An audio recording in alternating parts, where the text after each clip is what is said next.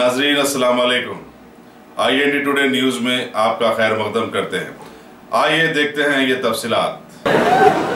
वो पिक्चर के लिए, एक मनहूस गलीज पिक्चर के लिए नौजवान दौड़ेंगे।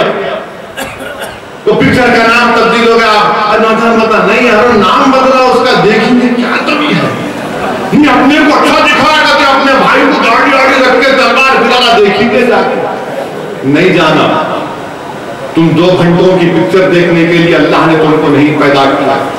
अल्लाह ने तुमको इसलिए पैदा किया कि तुम तारीख रकम करो, ताकि तुम्हारे मरने के बाद 100 साल तक तुम्हारी तारीख में सुने अल्फाज गुजरा जिक्र हो, तुम्हारी कुर्बानियों का, तुम्हारी जहाबानी का, तुम्हारे तक़वे का, तुम्हारे इल्म का, तुम्हारे मुजाहिदे का। तुम इसलिए नहीं पैदा किए गए कि तुम 2 घंटे के पिक्चर को देखकर खुश हो जाओ।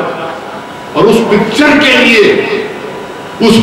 के लिए मिस्टर मोदी ने 12 लोगों की कमेटी बनाई कि आप लोग बैठ के देखो क्या निकालो। मेरे भाई, हमारे खिलाफ कानून बनता है तो मुशावरत नहीं की गई, किसी को नहीं बुलाया गया। मिस्टर मोदी बोले मैं बोल दिया बस बनाओ। और जब पिक्चर की बात आई और एक बकवास पिक्चर, बकवास कहानी, और कहानी भी लिखी मुसलमान साहब, वो भी हकीकत में नहीं है, फिक्शन है, वो माने बना दिए। उस पर आपको इतराज कि पिक्चर को रिलीज होने नहीं देंगे हम। मेरे भाई, मेरे भाइयों, नौजवानों, देखो उनके जज्बे को। वो राजपूत हमको आईना दिखा रहे हैं कि उनकी रानी के बारे में गलत दिखाया गया तो बोले पिक्चर नहीं, नाम नहीं जारी करने देंगे। और हम क्या कर रहे हैं? अरे शरीयत को लूटा जा रहा है, तुम खामोश बैठे हो।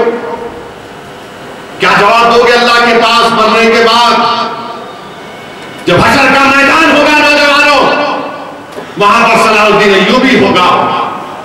क्या जवाब दोगे तुम उन लोगों को छोड़ रसूलुल्लाह सल्लल्लाहु अलैहि वसल्लम खुलफाए राशिदीन तक, जब सलाहुद्दीन अय्यूबी होगा तो क्या जवाब दोगे?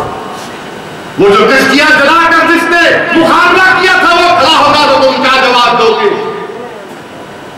जब भी अमानी रहमतुल्लाह अलैह के मैदान में होंगे तो तुम क्या जवाब दोगे कि तुमने शरीयत के लिए कुछ नहीं किया, जबकि उन्होंने जिंदगी गुजार दी, नफकशी की, और इस दुनिया से जाने के बाद भी आज उन लोगों का नाम अगर रोशन है और सुबह क़यामत तक रोशन होगा तो क्यों होगा?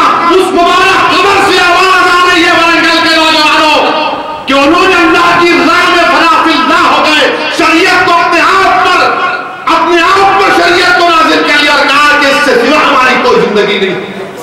अगर तुम ये करने तैयार हो तो दुनिया की कोई ताकत हमको रोक नहीं पाएगी। तुम शरीयत को अपना लो, शरीयत को अपना लो, इसी में हमारी कामयाबी है।